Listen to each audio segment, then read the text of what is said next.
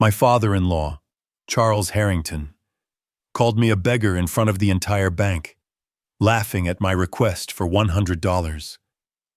His scornful laughter echoed until I smiled and withdrew $10 million from the account. The room went silent, and he fell to his knees. But that was only the beginning.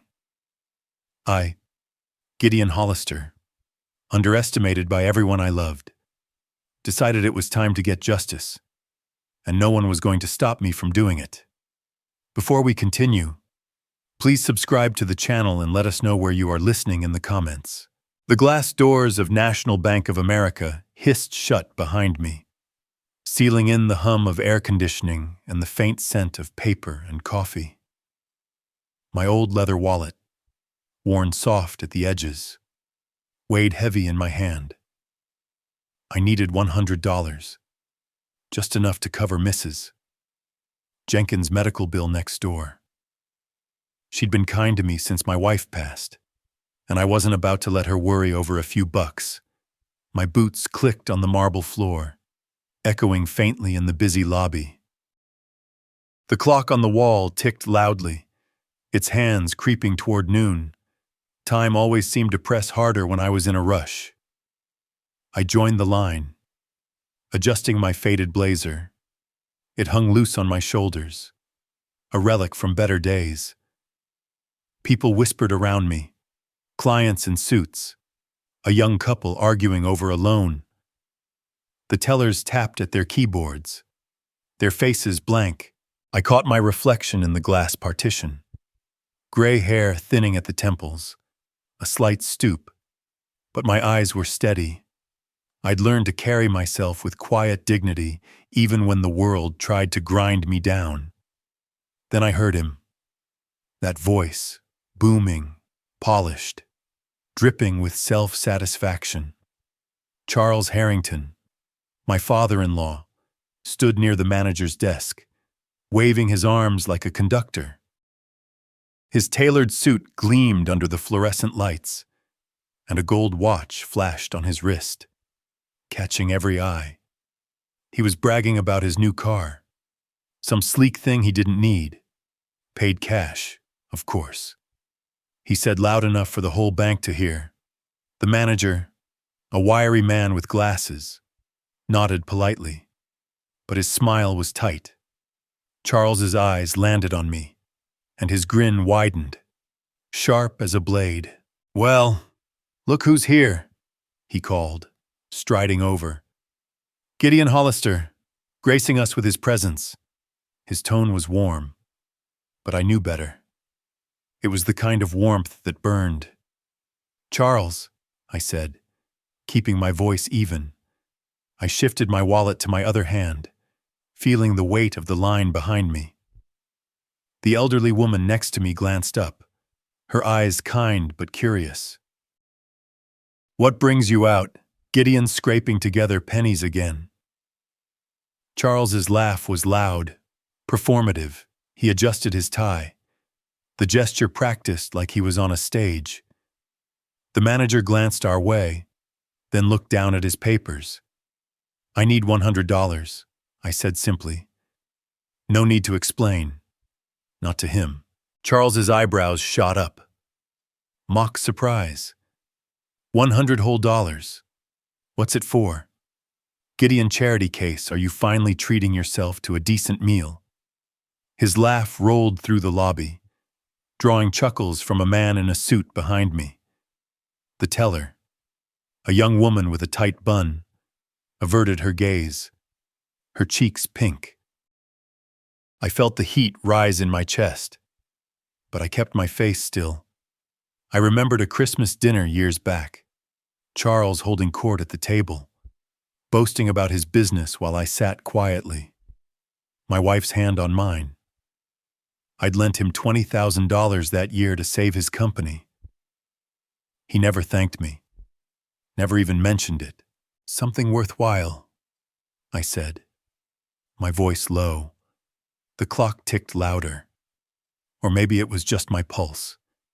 Charles leaned closer, his cologne sharp and overpowering. "Come on, Gideon, don't tell me you're still playing the saint.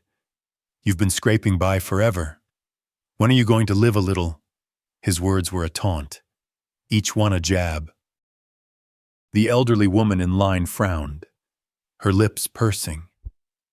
I caught her eye and she gave a small nod like she understood. I could have told him the truth. Could have said I'd built a fortune in real estate brick by brick while he was busy flashing his fake wealth. But I didn't. Not yet. Instead, I let the silence stretch, my fingers tightening on my wallet. Inside it, tucked behind a faded photo of my wife, was a letter she'd written before she died. You're stronger than they know. It said, I carried it everywhere. Charles laughed again, turning to the manager. See this guy, my daughter's husband, and he's begging for pocket change. A real rags to riches story, huh? The manager forced a smile, but his eyes darted to me, uncertain. The teller glanced up, her fingers pausing on the keyboard. She looked like she recognized me, though I couldn't place her. My jaw clenched, but I didn't flinch. I'd spent years swallowing his insults for my wife's sake, for my son's. But something shifted inside me like a door creaking open.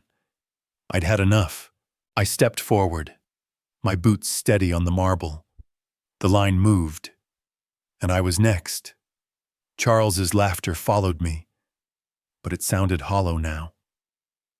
I reached into my pocket, passed the letter, and pulled out a folded document. A single sheet that held more power than Charles could ever dream of. I smiled, feeling the gnarled knot of anger in my chest loosen into something else, something sharp and certain. I approached the teller's window, the clock ticking, fading into the background. This was just the beginning. I stood at the teller's window, the folded document cool against my palm. The young woman behind the counter. Her name tag read Sarah, fumbled with her keyboard, her eyes flicking nervously between me and the crowd. The air in National Bank of America felt thicker now, charged with the weight of Charles's mocking laughter. He was still at it, his voice carrying over the hum of the lobby like a bad radio signal. $100, he crowed, turning to a man in a pinstriped suit. Can you believe this guy, my son-in-law, the pauper? The man chuckled, but it was half-hearted, like he wasn't sure he should. The elderly woman behind me shifted her weight. Her purse clutched tight. Her frown deepened, and I felt a flicker of gratitude for her silent support. The glass doors at the entrance caught my reflection again, showing a man who looked tired but unbowed. I straightened my shoulders, the ache in them a reminder of years spent carrying everyone else's burdens. Sir? Sarah's voice was soft, hesitant. She leaned forward, her glasses slipping down her nose. You said $100. I nodded, sliding my wallet across the counter. That's right. My voice was calm, but inside my blood simmered. Charles's taunts were nothing new, but today they cut deeper. Each word a reminder of how he dismissed me for decades. I thought of a summer barbecue years ago when he bragged about building his empire while I grilled burgers for the family. I'd paid for the repairs on his house that year, too. He'd called it a favor and never mentioned it again. Charles sauntered closer, his gold watch glinting as he crossed his arms. What's the money for? Gideon, don't tell me you're still bailing out your neighbors. What's her name? Mrs. Jenkins. You're not her bank, you know. His tone was syrupy, but his eyes were hard, daring me to snap. It's for a good cause, I said, meeting his gaze. My fingers brushed the document in my pocket, its edges worn from years of careful handling. It was more than paper. It was proof, Proof of everything I'd built while Charles was busy preening. A good cause. Charles snorted loud enough to turn heads. The man in the pinstriped suit looked away, pretending to check his phone. Sarah's cheeks flushed, and she busied herself with my account, her fingers trembling. You hear that, folks? Gideon Hollister, the saint of Denver, scraping together pennies for charity. He spread his arms like he was addressing a theater. A few people laughed, a nervous, scattered sound. The elderly woman behind me muttered something under her breath, too soft to catch. I felt the eyes on me, the weight of their judgment. For a moment, I was back in my son's graduation party, standing in the corner while Charles toasted to real success and pointedly ignored me. My wife had squeezed my hand then, her smile soft and steady. She'd always believed in me. Now with her gone, I had to believe in myself. Charles, I said, my voice low but firm.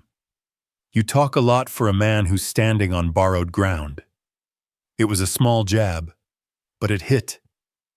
His smile faltered just for a second, and I saw the crack in his polished facade, the tattered edge of his confidence, like the faint scratch I'd noticed on his watch earlier.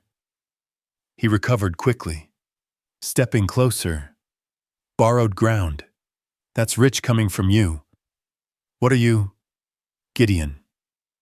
A nobody who married my daughter and thinks he's something special. His voice rose and the lobby went quiet. The only sound, the tick of the clock and the rustle of papers. Sarah froze, her hands hovering over the keyboard. The man in the suit coughed, and the elderly woman's purse creaked as she gripped it tighter. I didn't answer. Not yet. My heart pounded, but my face stayed still, a mask I'd perfected over years of his barbs. Inside, though, something was shifting. I'd spent my life putting others first. My wife, my son, even Charles. I'd let him walk over me because I thought it kept the peace. But peace wasn't worth this. Not anymore. Check the account, I told Sarah, sliding the document across the counter. My voice was steady, but my pulse raced. The document felt alive in my hands, a quiet promise of what was coming. Charles laughed again, but it was thinner now, less certain. He didn't know what I held. Not yet. Sarah hesitated, her eyes darting to Charles, then back to me. She unfolded the paper, her brow furrowing. I caught a glimpse of the glass doors again, their surface reflecting the lobby like a mirror. They were a way out and a way in to something new. You're wasting her time, Gideon, Charles said, but his voice had an edge like he sensed the ground shifting. He was wrong. I wasn't wasting anyone's time. I was done waiting. I leaned forward, my hands steady on the counter. The clock ticked on, but it didn't matter anymore. The door to my patience had slammed shut, and I wasn't going back. I stood at the teller's window, the air in National Bank of America thick with tension. Sarah, the young teller, clutched my document, her eyes wide as she scanned the screen. Her glasses slipped further down her nose and her fingers trembled, hovering over the keyboard. The lobby had gone quiet, the hum of conversation replaced by the relentless tick of the wall clock. My heart thudded, but my face stayed calm, a practiced mask in my pocket. Next to the letter from my wife was the check I was about to receive. It would change everything. Sir, Sarah whispered, her voice barely audible. You're requesting $10 million. Her eyes flicked to me, then to the screen as if she couldn't believe the numbers. I nodded, my voice steady. That's right. Transfer it to my secondary account. My words were simple, but they landed like a thunderclap. The man in the pinstriped suit behind me coughed, and the elderly woman gasped softly, her purse creaking in her grip. I felt their eyes, the weight of their shock, but I kept my focus on Sarah. Charles, standing a few feet away, laughed, a sharp, brittle sound. 10 million. Gideon, you've lost it. What's this, some kind of prank? His gold watch flashed as he waved a hand, but his smile was strained, his eyes darting to the manager who'd stepped closer. Papers forgotten. Check the account, I said, my tone cool but firm. I slid the document closer to Sarah, its edges worn, but its power undeniable. It was more than paper. It was years of quiet work, deals made in smoky offices, risks taken while Charles was busy posing. I'd hidden it all, living modestly to keep my family safe. But I was done hiding. Sarah typed faster now. Her face pale, the screen glowed, reflecting in her glasses. It's confirmed. She stammered. The funds are available. Her voice cracked, and the lobby seemed to hold its breath. The clock ticked louder, or maybe it was just my pulse. Steady and sure, Charles's laugh died. He stepped forward, his polished shoes squeaking on the marble. That's impossible, he snapped, his voice rising. Gideon Hollister, with that kind of money, you're a nobody. His hands shook, and a bead of sweat glistened on his forehead. Catching the light, the manager frowned, glancing between us. I turned to Charles, my eyes locking onto his. For the first time, I saw fear in him, raw, unguarded. I leaned closer, my voice low, just for him. You shouldn't underestimate me. Charles, by the way, I saw you last night at the diner with that woman. What would Patricia say? His face went gray. He staggered, one hand grabbing the counter for support. Gideon! He choked, his voice a rasp. Don't, please. I can explain. He sank to his knees, his suit crumpling, his watch scraping the floor. The lobby erupted in whispers, the man in the suit stepping back, the elderly woman's eyes wide with approval. I remembered the diner, Charles at a corner booth, laughing with a woman half his age, his hand on hers. I'd been picking up soup for Mrs. Jenkins. And there he was, oblivious. I hadn't planned to use it, but now it felt right. Sarah handed me the check, her hands shaking. I folded it carefully, tucking it into my pocket next to my wife's letter. Her words echoed in my mind. You're stronger than they know. She'd been right. The glass doors at the entrance gleamed, reflecting the stunned faces around me. They weren't just an exit. They were a beginning. Keep it quiet, Charles, I said, my voice steady. For now. I turned, my boots clicking as I walked toward the doors. The lobby was a blur of gasps and murmurs, but I didn't look back. Charles's pleas faded, drowned by the tick of the clock and the rush of my own thoughts. This was my first move, but it wasn't my last. I thought of my son, Ethan, and the fight waiting for me at home. He'd chosen Charles's side, blind to the truth.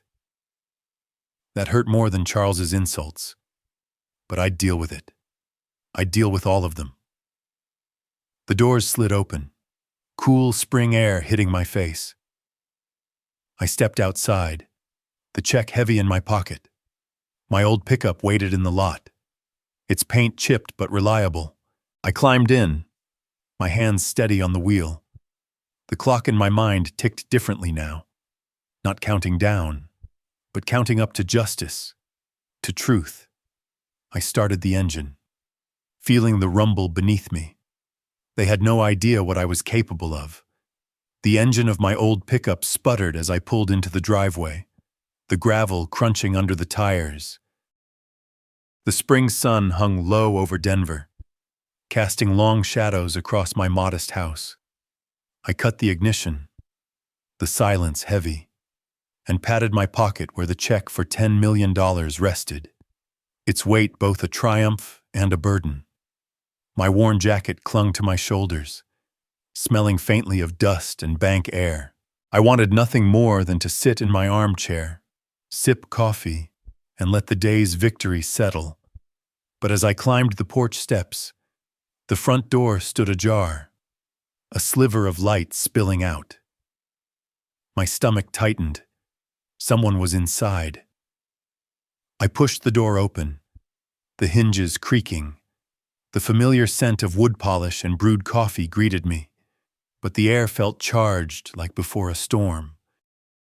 Family photos lined the hall, my wife's smile frozen in time.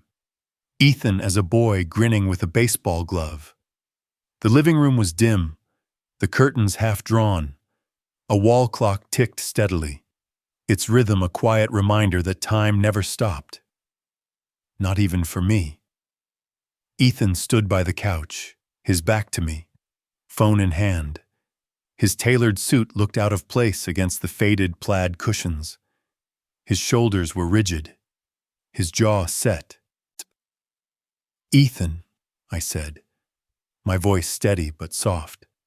I set my keys on the side table, the clink loud in the quiet. "Didn't expect you here." He spun around, his eyes blazing. "What the hell did you do, Dad?" His voice was sharp, cutting through the room like a blade. He stepped forward, clutching his phone so tight his knuckles whitened. "Charles called me, said you humiliated him in front of everyone at the bank, made him beg on his knees." I froze, my hand still on the table. The check in my pocket felt heavier, a silent witness to the truth. "I didn't make him do anything," I said, keeping my tone even. "He brought it on himself." Ethan snapped, his face flushing. He paced, his polished shoes scuffing the rug. "You think you're some big shot now, dragging Charles's name through the mud. You embarrassed our whole family." His words stung, each one a jab at the years I'd spent shielding him, sacrificing for him. I took a breath, steadying myself. The clock ticked on, relentless. "Ethan, you don't know the half of it. Charles has been spitting on me for years. You think he's the man you should look up to." I stepped closer, my boots heavy on the hardwood. I was protecting my dignity, something you might understand if you'd listen. "Listen," he laughed, a bitter sound that echoed Charles's cruelty. "To you, the guy who's been stuck in this house, living like a nobody, Charles has done more for me than you ever have." His voice cracked, betraying the hurt beneath his anger. I saw it then. The boy who'd once run to me with scraped knees, now a man who saw me as a failure. My chest ached, but I kept my face still. I remembered his college graduation, how I'd sold a property to cover his tuition, standing in the crowd while he hugged Charles, who'd taken credit for his success. "I gave you everything, Ethan," I said quietly. "You just never saw it." "Everything." He stopped pacing, his eyes narrowing. "You gave me a father I was ashamed of, a guy who let Mom down, who let us all down." He grabbed his keys from the couch, the metal jangling. "You're not the man I wanted, Dad. You never were." The words hit like a fist, knocking the air from me. I stood rooted, the clock ticking deafening now. Ethan stormed past me, his shoulder brushing mine. The front door slammed, the sound reverberating through the house. I heard his car roar to life outside, tires screeching as he sped away. The silence that followed was heavier than any insult Charles had thrown. I sank onto the couch, the cushions sagging under me. My wife's photo watched from the shelf, her eyes soft but unyielding. She'd always believed in me, even when I doubted myself. I'd spent decades putting family first. Ethan, her, even Charles, for what to be called a failure by my own son. My fingers brushed the check in my pocket. Then the letter from her tucked beside it. "You're stronger than they know," she'd written. I closed my eyes, letting her words anchor me. Ethan was wrong. Charles was wrong. I wasn't a nobody. Not anymore. I stood, my knees creaking, and crossed to the kitchen. The table was cluttered with bills, but I pushed them aside, pulling out a folder of old financial reports, documents that held the truth of my life, years of quiet wealth hidden to protect those I loved. The clock ticked on, but it felt different now, like it was counting down to something new.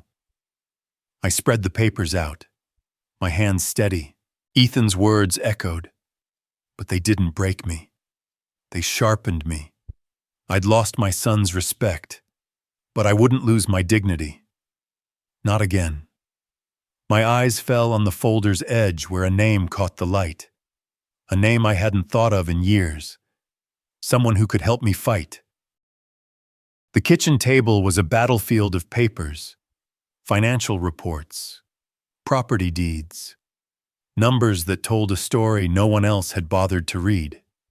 I sat under the glow of a single lamp, its light pooling on the warm wood, casting shadows that danced like ghosts. The house was quiet, save for the soft tick of the wall clock, its hands creeping past 8. My fingers traced a scar on my knuckles, a memento from a construction job I'd taken to pay for Ethan's braces. Every mark on me was a choice, a sacrifice. But tonight, I was done being the martyr. The papers spread before me were proof of what I'd built. Decades of real estate deals, late-night studying markets, risks that paid off while I lived like I had nothing.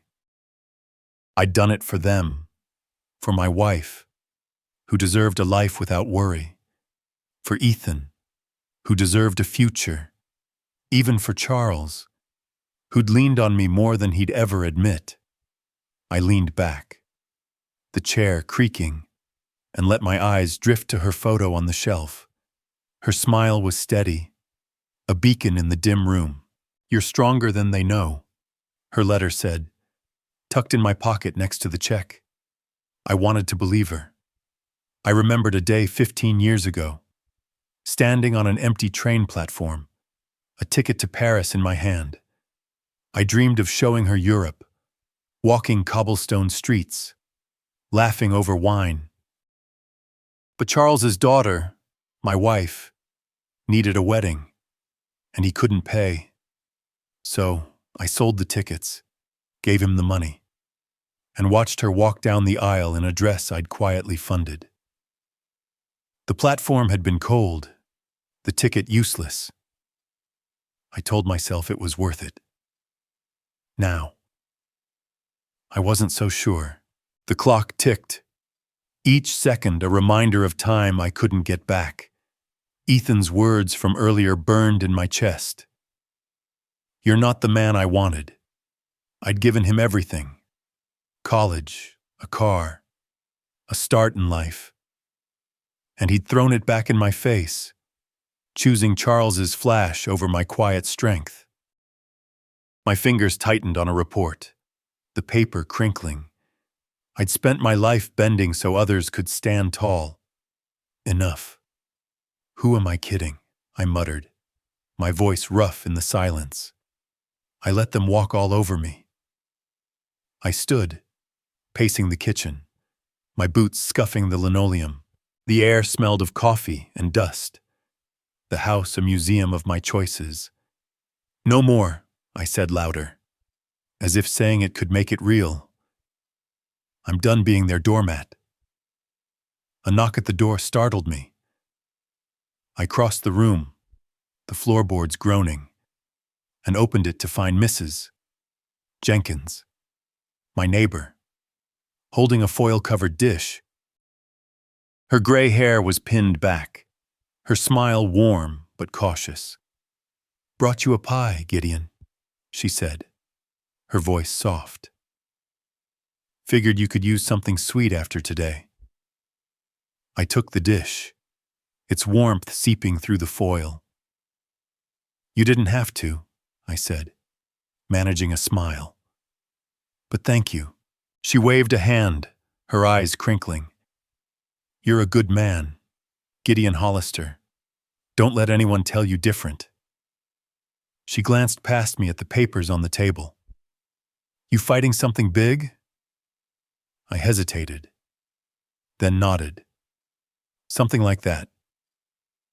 "Well, you've got more strength than they know," she said, echoing my wife's words without realizing it. "Don't forget it." She turned, her shawl fluttering as she shuffled back to her house. I closed the door, the pie heavy in my hands. Her kindness steadied me like a hand on my shoulder. I set the dish down and returned to the table, my eyes scanning the documents. Each page was a brick in the empire I'd built, hidden from the world. Charles thought he could shame me. Ethan thought I was weak. They were wrong. I opened a drawer, the wood scraping, and rummaged through old receipts and letters. My fingers brushed a small card, its edges yellowed. A lawyer's name stared back at me. Rebecca Klein, a woman I'd met years ago at a property auction. She'd been sharp, relentless, the kind of ally I needed now. I held the card, its weight light but potent like the documents on my table. The clock ticked, but it didn't feel oppressive anymore. It was a countdown to something else, a fight I was ready to wage. I sat back down, the card in my hand, my wife's photo watching over me. Her smile seemed to say, "Go on, Gideon, show them." I turned the card over, my thumb brushing the embossed letters. Everything in me was shifting like a door swinging open to a path I'd ignored too long. This was my moment. The morning sun slanted through the kitchen curtains, painting stripes on the floor. I stood at the counter, the coffee maker gurgling, its bitter scent mixing with the faint must of old wood. The house was still. The only sound, the steady tick of the wall clock, its hands inching toward 9. I'd barely slept, my mind churning with Ethan's betrayal and the lawyer's card burning a hole in my pocket. Then the doorbell rang, sharp and insistent, cutting through the quiet like a warning. I crossed to the door, my boots heavy on the creaking floorboards. A young man in a courier's uniform stood on the porch holding a manila envelope. His eyes were tired, his cap crooked. "Gideon Hollister?" he asked, already thrusting the envelope toward me. "That's me," I said, taking it. The paper was stiff, official, its weight unsettling. "Thanks." He nodded, already halfway down the steps. "Have a good one," he muttered, disappearing toward his van. I closed the door, the latch clicking, and stared at the envelope. My name was printed in bold, no return address. My gut twisted. This wasn't a bill or a neighbor's note. This was trouble. I tore it open, the paper ripping with a harsh sound.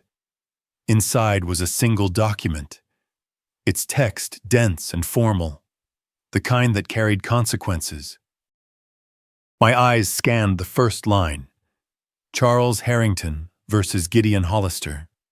Claim for moral damages. My breath caught. For $8 million. Charles was suing me, claiming I'd publicly humiliated him at the bank, damaging his reputation. His signature sprawled at the bottom, sharp and arrogant like a taunt. I sank into a chair, the document trembling in my hands. The clock ticked louder, each second a jab at my shock. For $8 million for standing up to his cruelty. My face burned, anger rising like a tide. I remembered a late-night call years ago. Charles, desperate, begging for a loan to save his company. I'd wired the money, no questions asked. He'd promised to repay me, but instead he bought a new car and laughed it off. Now this. How dare he? I muttered, my voice low but fierce.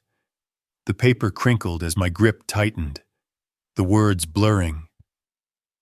Charles wasn't just fighting back. He was trying to bury me, to take everything I had built and twist it into his victory. My pulse raced, but beneath the anger, something colder took root. Resolve. I stood, the chair scraping, and grabbed my phone. The lawyer's card, Rebecca Klein's name in crisp black letters, lay on the table next to the document. I dialed her number, my fingers steady despite the storm in my chest. The line rang twice before she picked up, her voice crisp and confident. Klein Legal, Rebecca speaking. Rebecca, it's Gideon Hollister, I said, pacing the kitchen. We met at a property auction a few years back. I need your help. A pause, then a hint of recognition. Gideon, I remember. What's going on? I summarized the lawsuit. My words clipped. Charles Harrington suing me for $8 million. Says I humiliated him. It's nonsense. But he's got connections. She let out a low whistle. That's bold. Even for Charles. He's got a reputation. But this, it's a stretch. Her tone sharpened. We can fight it, Gideon. But it won't be easy. He's got friends in high places. I'm not backing down, I said, my voice firm. He's taken enough from me. Good, she replied, a smile in her voice. Let's meet tomorrow. Bring everything you've got on him. I hung up. The phone warm in my hand. The document lay on the table, its words a challenge I wouldn't ignore. I thought of Charles's face in the bank, crumpling as I mentioned his betrayal. He was scared then. He should be now. The clock ticked, urgent now like a drumbeat. I grabbed my jacket, the check and card still in my pocket, and headed for the door. The morning air was cool, the street quiet except for a distant car engine. Ethan's, maybe, or my imagination. I shook it off. No time for pain. Not now. I stepped onto the porch. The document tucked under my arm. The sun was higher, the world bright and unyielding. Each step felt heavier, surer, carrying me toward a fight I was ready to win. The streets of Denver buzzed with morning traffic as I parked my pickup outside a squat brick building downtown. The folder in my hand, Charles's lawsuit papers, and my own financial records, felt like a weapon heavy with purpose. My boots crunched on the sidewalk, the spring air sharp against my face. I adjusted my jacket, its frayed cuffs a stark contrast to the polished glass door ahead. Rebecca Klein's name gleamed in gold lettering, promising a fight I was ready to wage. The clock in my mind ticked, counting down to the court date. Time was tight, but I was sharper. I pushed through the door, a bell jangling above. The office smelled of ink and old leather, its walls lined with sagging bookshelves. A desk lamp cast a warm glow, battling the gray light from a single window. A wall clock ticked, its second hand jerky like it was struggling to keep up. The receptionist, a young woman with a tight ponytail, glanced up from her computer. Mr. Hollister?" she asked. Her voice clipped. I nodded and she waved me toward a hallway. "Miss Klein's waiting." Rebecca's office was cramped but orderly, papers stacked neatly on her desk. She stood as I entered, her gray suit crisp, her hair pulled back in a no-nonsense bun, her eyes sharp as a hawk, softened slightly. "Gideon," she said, extending a hand. "Been a while." Her grip was firm, a reminder of the property auction where we'd first met. Her outbidding a cocky developer, me quietly securing a lot no one else wanted. "Too long," I said, settling into a creaky chair. I slid the folder across her desk, the lawsuit papers on top. "Charles is playing dirty. $8 million for his ego. It's a joke." Rebecca skimmed the document, her lips pursing. The clock ticking filled the silence, each second a nudge toward the fight ahead. "He's got nerve," she muttered, flipping a page. "Claims you slandered him in public, ruined his reputation. He's got friends in this town. Gideon, judges, councilmen. This won't be a walk in the park." I leaned forward, my hands steady. "I don't expect it to be, but Charles is not as untouchable as he thinks." My voice was calm, but my pulse thrummed. I thought of the bank, his face crumpling when I mentioned his betrayal. I had something on him, something more than words, but I wasn't ready to show my hand. Rebecca raised an eyebrow, her pen tapping the desk. "You've got a plan. Don't you something you're not telling me?" Her tone was half curious, half challenging. I smiled just enough to keep her guessing. "Let's say I've got a few cards up my sleeve. Things Charles doesn't know I know." My fingers brushed the folder, the documents inside a quiet promise. I remembered a lawsuit 15 years ago, a shady partner who tried to cheat me on a deal. I'd won then, digging up evidence he thought was buried. This time would be no different. "Care to share?" Rebecca pressed, her eyes narrowing. The receptionist's typing drifted through the door, a faint rhythm under the clock's relentless beat. "Not yet," I said, my voice low. "But when the time comes, you'll have everything you need to bury him." I leaned back, the chair groaning. My wife's letter, tucked in my pocket, seemed to pulse with her words. "You're stronger than they know." She believed in me. Now I believed in myself. Rebecca nodded, a spark of respect in her eyes. "All right, Gideon, we'll start with discovery. Pull his financials. See what he's hiding. But if you've got something solid, don't wait too long." She jotted a note, her pen scratching. "He's got a head start and his connections run deep." "I'm not worried," I said. And I meant it. Charles had underestimated me for years. Ethan had too. But I wasn't the man they thought I was. Not anymore. The clock ticked. It sounded sharper now, like a countdown to justice. Rebecca slid the folder back to me, her expression all business. "We've got work to do. I'll file a motion to dismiss. But we need to be ready for a fight. You in all the way." "All the way," I said, standing. I tucked the folder under my arm, its weight grounding me. The office door loomed ahead, not just an exit, but a gateway to the next move. I thought of Charles's smug grin, Ethan's angry words. They'd both learn soon enough. I stepped into the hallway, the receptionist glancing up as I passed. The street outside was louder now, cars honking, life moving on. I pushed through the glass door, the bell jangling behind me. The folder was heavy, but my steps were light. The wind stung my cheeks, carrying the promise of spring and something more. My plan was taking shape piece by piece. The lamp on my desk buzzed faintly, casting a harsh glow over the clutter of bank statements and property records.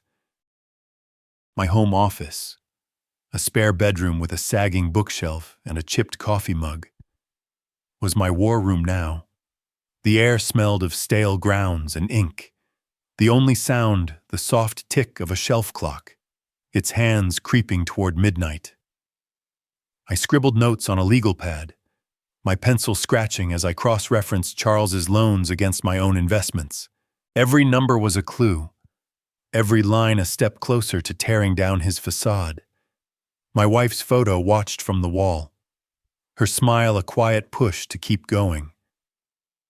I leaned back, my chair creaking, and rubbed my eyes. The lawsuit loomed, but I wasn't just defending myself. I was building a case. Charles's betrayal in the bank wasn't enough. I needed proof, something undeniable. My phone sat beside me, Rebecca's number on speed dial. But tonight, I needed someone else. I dialed Mike, a private investigator I'd hired once to track a shady tenant. His voice, when he answered, was gravelly, laced with cigarette smoke. "Gideon, hell, it's late. What's cooking?" "Charles Harrington," I said, my voice low. "I need dirt.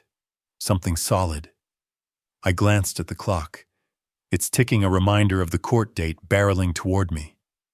Mike chuckled, a dry, cynical sound. "Harrington's a slippery bastard, but nobody's clean. What are we looking for?" "Anything that proves he's not the saint he pretends to be," I said. "Start with his personal life. You know what I saw at the diner?" I remembered that night, Charles laughing with a woman, his hand on hers, oblivious to me in the corner. I'd kept quiet then for my wife's sake. Now silence wasn't an option. "Got it," Mike said. "I'll poke around. But if he's got secrets, they're buried deep. Could get messy." "Messy's fine," I replied, my fingers tightening on the phone. "Just get me something I can use." I hung up. The room's silence heavier now. The documents on my desk were a map of Charles's lies. Loans he defaulted on, deals he'd fudged. But they weren't enough, not yet. My phone buzzed, Ethan's name flashing on the screen. My heart lurched. I hadn't spoken to him since he stormed out, his words still raw. "You're not the man I wanted." I let it ring, my thumb hovering, then answered. "Ethan," I said, my voice flat. "Dad," he started, his tone softer, hesitant. "Look, maybe I was too harsh. Can we talk? I don't want this. This wall between us." His words were a lifeline, but they came too late. I closed my eyes, the clocks ticking loud in my ears. Part of me wanted to say yes, to mend things. But I saw Charles's shadow behind him, the years of misplaced loyalty. "You need to figure out who you're standing with, son," I said, my voice steady but cold. "This isn't the time." "Dad, come on," he started, but I cut him off. "Not now, Ethan." I hung up, my chest tight. The room felt smaller, the air thicker. I'd chosen my fight over my son, and it hurt like hell. But I couldn't stop, not when I was this close. I stood, pacing to the window. The street was dark, a neighbor's porch light flickering. I remembered another night years ago, spotting Charles at a cafe with a woman who wasn't Patricia. I turned away then, thinking it wasn't my place. Now it was my weapon. I returned to the desk, The documents waiting like soldiers. The clock ticked, relentless, pushing me forward. A knock at the front door broke my focus. I frowned, crossing the house. It was Mrs. Jenkins holding a thermos. "Couldn't sleep," she said, her smile sheepish. "Thought you might need coffee." I took it, grateful, but my mind was elsewhere. "Folks are talking about your lawsuit," she added, her eyes searching. "You holding up? Better than Charles will," I said, forcing a smile. She nodded, sensing I wasn't ready to talk, and left. I closed the door, the thermos warm in my hands, and returned to my office. The clock's ticking felt urgent now, like a heartbeat. My phone pinged, a text from Mike. "Found something juicy. Meet me tomorrow." I stared at the screen, my pulse quickening. The documents on my desk seemed to hum alive with possibility. I sat down, the coffee forgotten, and opened the message again. This was it. The manila envelope from Mike sat on my kitchen table, its edges creased from the courier's grip. Morning light filtered through the blinds, glinting off the coffee pot. The air sharp with the scent of brewed grounds. The house was quiet. The wall clock's tick a steady pulse, counting down to the court date. I sliced the envelope open, my knife steady, and pulled out a stack of photos and a typed report. The top image stopped me cold. Charles in a dimly lit restaurant, his arm around a woman with dark hair, their smiles too close for casual. My lips curled. Not quite a smile, but something harder. "Got you." I spread the photos out, each one a nail in Charles's coffin. The report detailed dates, times, even an affidavit from a waiter who'd seen them together weekly. My fingers brushed the clock's edge. It's ticking louder now, like it knew the stakes. I'd seen Charles with her before, a year ago, at a bistro downtown. I'd been picking up takeout, my wife's memory heavy. And there he was, laughing like he had no wife at home. I'd kept quiet then for Patricia's sake. Now I'd use it to break him.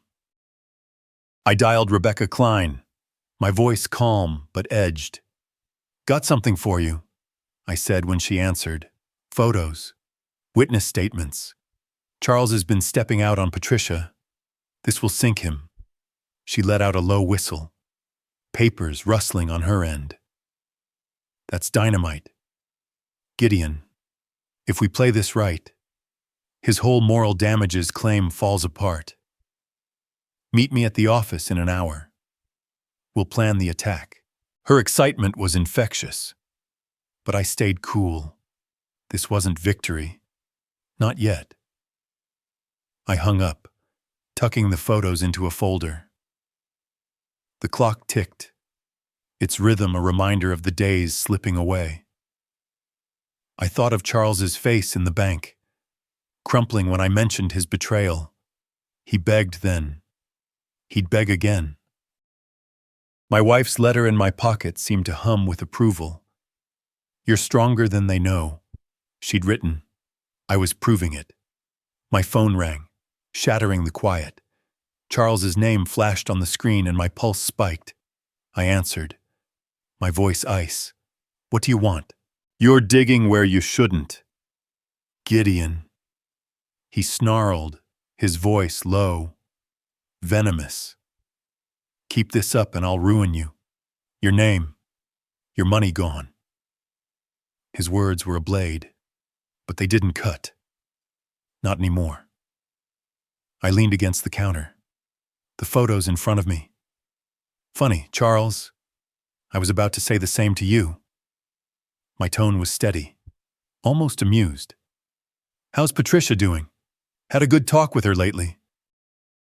He went silent, his breathing heavy.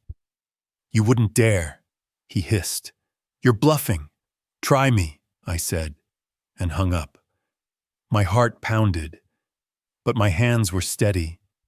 The clock ticking filled the room, a drumbeat to my resolve. Charles thought he could scare me off like he'd done for years. He was wrong. I grabbed my jacket, the folder under my arm, and headed out. The drive to Rebecca's office was quick, the streets of Denver waking up with delivery trucks and early commuters. Her building loomed ahead, its brick facade solid, unyielding. I parked, my boots hitting the pavement with purpose. The glass door reflected my face, older, lined, but sharp with intent. I pushed through, the bell jangling. Rebecca was waiting, her desk cluttered with legal pads. She took the folder, her eyes scanning the photos. "This is gold," she said, her voice alive with strategy. "We'll file a counterclaim. Defamation. Emotional distress. He's got no leg to stand on." She looked up, her smile fierce. "You ready to take him down?" "Been ready for years," I said, settling into a chair. The office smelled of coffee and determination, the clock on her wall ticking in sync with my own. I remembered a family dinner, Charles boasting while I sat silent, my wife's hand on mine. I protected his secrets then for her. Now I'd use them for me. We spread the documents out, plotting our moves. The photos were our ace, but we needed more. Financial discrepancies. Anything to expose Charles's lies. Rebecca scribbled notes, her pen flying. The door to her office stood ajar, a sliver of hallway visible, like a path to the courtroom. I leaned forward, my mind racing with possibilities. Everything was falling into place. The courtroom in Denver smelled of polished wood and stale coffee, its high ceiling amplifying the murmur of spectators. I sat at the defendant's table, my tie a touch too tight, my hands gripping the edge of the oak surface. The folder of evidence, photos, bank records, and the damning security footage lay in front of me. A quiet arsenal. The clock above the judge's bench ticked, its sound sharp in the tense air, counting down to the moment I've been building toward, my lawyer. Rebecca Klein adjusted her glasses, her calm confidence a steady anchor. Across the aisle, Charles Harrington fidgeted, his tailored suit creased, his fingers drumming nervously on the table. He avoided my gaze, but I caught Ethan's eyes in the back row, his face a storm of doubt and regret. The judge, a stern woman with gray hair pulled tight, banged her gavel. "Order," she said, her voice cutting through the whispers. "Mr. Harrington, your counsel may proceed." Charles's lawyer, a slick man with a sharp smile, stood. "Your Honor, Gideon Hollister publicly humiliated my client in National Bank of America, slandering his character and causing irreparable harm. We seek $8 million in damages for this deliberate attack." His words were smooth, practiced, but I saw Charles flinch, his eyes darting to the crowd. Patricia, his wife, sat rigid in the front row, her lips a thin line. Rebecca leaned toward me, her voice low. "Ready for the fireworks?" I nodded, my jaw tight. The clock ticked, relentless, as Charles's lawyer painted me as a vindictive nobody, twisting the bank scene into a melodrama. I kept my face still, but my pulse raced. I thought of my wife's letter in my pocket. "You're stronger than they know." She was right. I was ready. "Your Honor," Rebecca Klein said, rising, her tone sharp but composed. "The plaintiff's claims are baseless. We have evidence that proves Mr. Hollister acted within his rights and spoke the truth." She held up a USB drive, its black casing glinting. "Security footage from the bank, provided by the manager, shows the incident in full." The courtroom buzzed. heads turning. Charles's face paled, his hands clenching. Ethan leaned forward, his eyes narrowing. The judge nodded, and a clerk set up a screen. The footage played, grainy but clear. Me at the teller's window, calm, asking for my money. Charles mocking, his voice loud, calling me a beggar. Then his collapse, unprompted, his knees hitting the floor as I mentioned his betrayal. The crowd gasped. An elderly woman in the back nodding approvingly, her eyes on me. "That's not how it happened," Charles blurted, his voice cracking. His lawyer hissed at him to be quiet. But the damage was done. The judge's eyes narrowed, her gavel hovering. Rebecca pressed on, her voice steady. "The footage shows Mr. Hollister made no threats. Mr. Harrington's reaction was his own, driven by guilt." I glanced at Ethan. His face was a mix of shock and something else. Doubt, maybe, or shame. He believed Charles's lies for too long, but now the truth was cracking through. I remembered a deal I'd struck years ago, trading a favor with the bank manager to keep my accounts private. That favor had gotten me the footage, a key I'd held close until now. Your Honor, we moved to dismiss," Rebecca said, her voice rising. "The plaintiff's claims are not only unfounded, but an attempt to deflect from his own misconduct." She slid a photo across the table. Charles with the other woman, their hands touching. Patricia stiffened, her knuckles whitening on her purse. The judge called for order, her gavel sharp. Charles's lawyer stammered, trying to pivot, but the room was against him. Spectators whispered, their voices a low hum. I sat back, my heart steady despite the chaos. This was my moment, not just to win, but to show them who I was. The judge raised a hand, silencing the room. "We'll take a recess to review the evidence," she said, her tone final. "Court resumes in 1 hour." The gavel fell and the crowd erupted in murmurs. Rebecca gave me a nod, her eyes gleaming with victory. I stood, my chair scraping, and met Ethan's gaze. His expression was unreadable, but something had shifted. I moved toward the exit, the folder under my arm, the clocks ticking fading behind me. The heavy doors of the courtroom loomed, a threshold to whatever came next. I pushed through, my steps steady, Ethan's eyes still burning in my mind.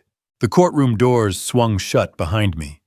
Muffling the buzz of the crowd, I stood in the hallway, the air cooler, smelling faintly of wax and dust. My tie felt looser now, but my chest was tight, the weight of the moment pressing down. The folder of evidence was still under my arm, its contents, photos, footage, truths, having torn through Charles's lies like a blade.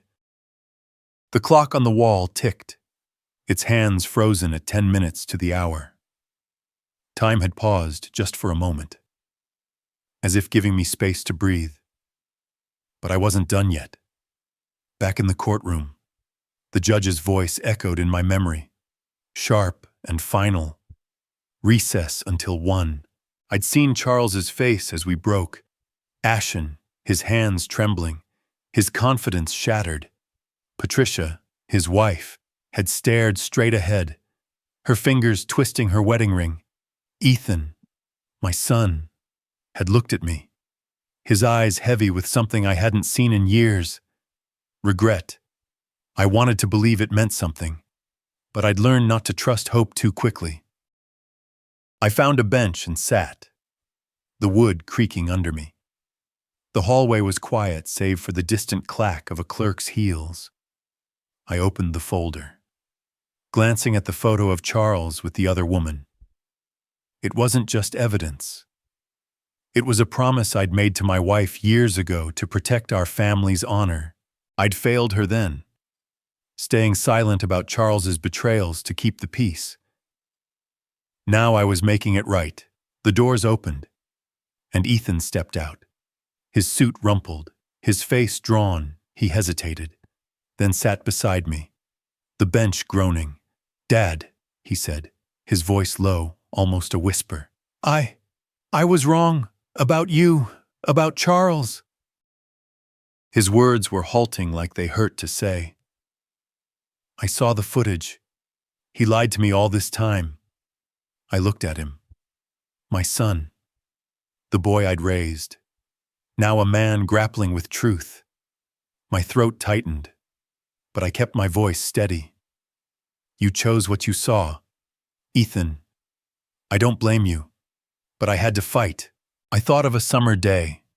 Him at 6, running to me with a caught fish, his grin wide. I'd promised my wife I'd always be there for him, even now.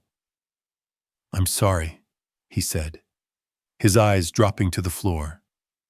"I thought you were weak. I was blind." He rubbed his neck. The gesture so like mine it stung. "Can we fix this?"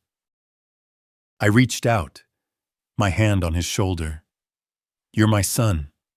We start over right here." My voice cracked just a little. He nodded, his eyes wet, and we sat in silence, the clock ticking above us. For the first time in years, I felt him beside me, not against me. The doors opened again, and Rebecca Klein waved me back in. "It's time," she said, her smile sharp. I stood, Ethan following, and we re-entered the courtroom. The air was electric. The crowd hushed. Charles sat slumped, his lawyer whispering urgently. Patricia stood suddenly, her voice cutting through the room. "I'm done, Charles," she said, her tone ice. "I'm filing for divorce. You've lied to me for the last time." She tossed her ring onto the table, the clink echoing. The crowd gasped, an elderly woman in the back clapping softly, her eyes bright. Charles's head sank, his hands covering his face. The judge banged her gavel, her voice booming. "Order! The court has reviewed the evidence. The plaintiff's claim is dismissed. Mr. Hollister acted within his rights, and the footage supports his account." The room erupted, cheers mixing with murmurs. Rebecca squeezed my arm, her grin fierce. "We did it, Gideon." I exhaled, the weight lifting. The clock's ticking softened like it was finally at peace. I'd won. Not just the case, but my dignity. Ethan's hand found mine, a brief, firm grip. The crowd's applause washed over me, but it was his touch that mattered most. I moved toward the exit, the heavy doors ahead. Charles's broken figure faded behind me, irrelevant now. Patricia stormed out, her heels clicking. I pushed through the doors, the spring air hitting my face, sharp and clean. Ethan walked beside me, silent but present. I thought of what lay ahead, a new chapter, maybe a new home. The sun was high, the street alive with possibility.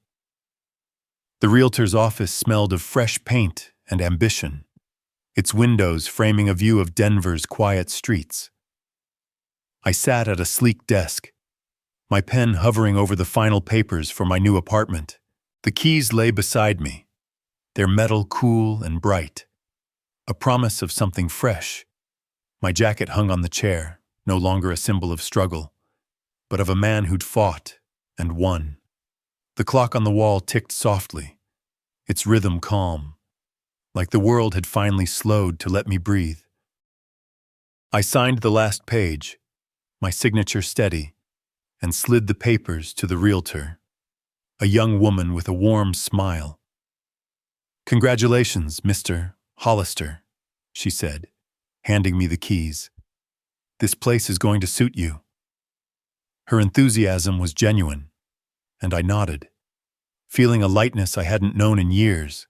The apartment was modest but bright, with wide windows overlooking a park where kids played and trees swayed in the spring breeze. I'd chosen it for the view, for the quiet, a place to rebuild. I drove to the apartment, the keys jangling in my pocket next to my wife's letter. The building was new, its walls crisp white, the air inside sharp with the scent of varnish. I walked through the empty rooms, my boots echoing on the hardwood, in the living room. I set a photo of her on the mantel, her smile soft, eternal. "We did it," I whispered, my fingers brushing the frame. The clock on the wall ticked, a gentle reminder of time moving forward. Not back. Later that day, I met with a lawyer. Not Rebecca Klein, but a trust specialist, a wiry man with thick glasses. We sat in his office, papers spread out, detailing a trust fund for a local charity. It was her dream, mine too, to give back to Denver, to help people like Mrs. Jenkins, who'd been kind when I needed it most. I signed the documents, my hand steady, the weight of my wealth no longer a secret, but a tool. The lawyer shook my hand, his grip firm. "This will do a lot of good, Gideon," he said. I nodded, thinking of her, of the promises we'd made under starlit skies. That evening, Ethan came over, his knock hesitant but welcome. I opened the door, the new apartment's light spilling onto the hall. He held a fishing rod, its handle worn, the one we'd used on summer trips when he was a boy. "Thought we could hit the river soon," he said, his voice shy, almost hopeful. His suit was gone, replaced by jeans and a flannel shirt like he was trying to be the kid I remembered. I grinned, taking the rod. "You're buying the bait," I teased, and he laughed, a sound I hadn't heard in too long. We sat on the new couch, still stiff from the store, and talked, really talked, for the first time in years. "I'm proud of you, Dad," he said, his eyes meeting mine. "I was wrong about everything. You're here now," I said, my voice thick. "That's what counts." We swapped stories, his about work, mine about the trial. He laughed when I mimicked Charles's courtroom stammer, and I felt a warmth I thought I'd lost.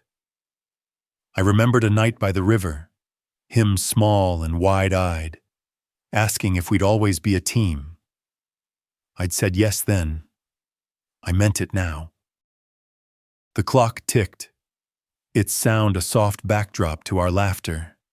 I thought of the fight, Charles's downfall, Patricia's departure, the courtroom's applause. It had cost me years of silence, but it had given me back my son, my dignity. I'd kept my promise to her, to myself. The trust fund was just the start. There'd be more, scholarships maybe, or a community center. I'd figure it out. I stepped onto the balcony, Ethan following. The park below was alive with evening joggers, kids chasing a ball. The sun dipped low, painting the sky gold and pink. I leaned on the railing, the air cool, the world open. Ethan stood beside me, quiet but close. I thought of the courtroom doors, the way they'd swung shut on my old life. These new doors, literal, metaphorical, were wide open.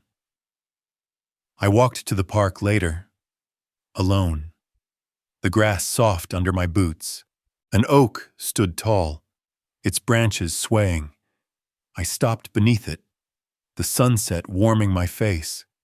The clock in my mind had stopped ticking, replaced by a quiet certainty. I'd fought. I'd won. And now I could live. An oak stood tall, its branches swaying. I stopped beneath it, the sunset warming my face. The clock in my mind had stopped ticking, replaced by a quiet certainty. I'd fought. I'd won. And now I could live. If you enjoyed this story, please like this video, subscribe to the channel, and share your impressions in the comments below. What did you think of Gideon's journey? Did it remind you of anything in your own life? Drop your thoughts, and let's discuss. Feel free to ask questions for more insights, or share how this tale touched you. Your feedback keeps the conversation going and helps us connect. To hear the next story, click on the box on the left. Thank you for listening. We appreciate your support. Stay tuned for more inspiring tales.